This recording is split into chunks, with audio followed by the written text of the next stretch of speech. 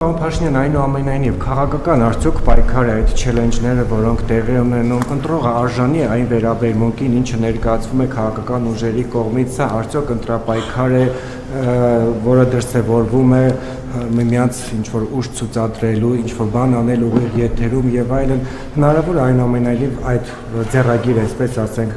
փոխվի եւ ընտրողի ներկայացվի ծրագրերը, որպես ինքն էլ հունիսի 7-ին կարողանա իր ընտրությունը ճիշտ կատարի ծրագրի գաղափարների եւ ներկայացված անելիքների ու արվելիք գործերի մասով լինի, սա որպես առաջին հարց եւ վերջերս մամուլում հրապարակվեց համանadrության փոփոխված տեքստը, որոշակի հատված այնուամենայնիվ արտարդատության նախարարությունից հայտնեցին, որ սա աշխատանքային տարբերակն է, որում բացակայում է նախաբանը, արդյոք սա վերջնական է, թե որոշակի փոփոխություններ կլինեն եւ արդյոք այդ նախաբանը իրապես հեռացվելու է համանadrության նոր համանadrությունից։ Նախ հրապարակվածը նույնիսկ սևագիր էլ չէր, այլ սևագրի սևագիր էր, ասենք այդպեսի տասնյակ տեքստեր կան, տասնյակ պաշտոնյաների եւ process-ում ներգրաված փորձագետների մոտ։ Երկրորդը ես իմ կարծիքը կներեք մի տարի, գուցե 2 տարի առաջ եմ խոսելով անկախության հռչակագրի բովանդակության սկզբունքային կոնֆլիկտի մասին Հայաստանի պետականության հետ։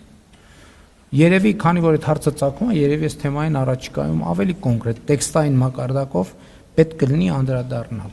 Ինչ վերաբերում է համադրության, նոր համադրության տեքստին, նոր համադրության տեքստի վրա մենք աշխատում ենք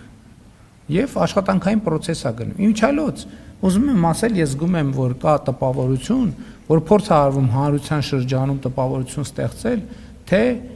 կամ կառավարությունը, կամ խորհրդարանը իրենք են ընդունում համադրությունը։ Ուզում եմ եւս մեկ անգամ ընդգծել, որ կառավարությունը եւ խորհրդարանը առավելագույնը, որ կարող են անել, հավանություն տալ համադրության նախագծին։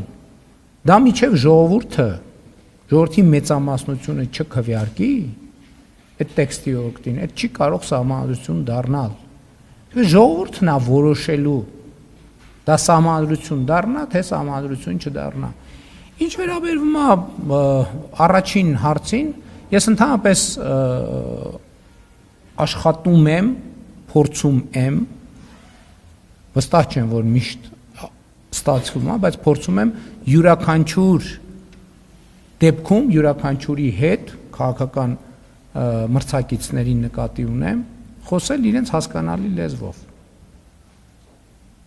Ինչ վերաբերում է ձեր նշած առաջին հարցին, այո, համաձայն եմ, մենք պետք է ձգտենք գնալ այդ ճանապարհով եւ մենք մաքսիմալը կանենք, որ այդ ճանապարհով գնանք։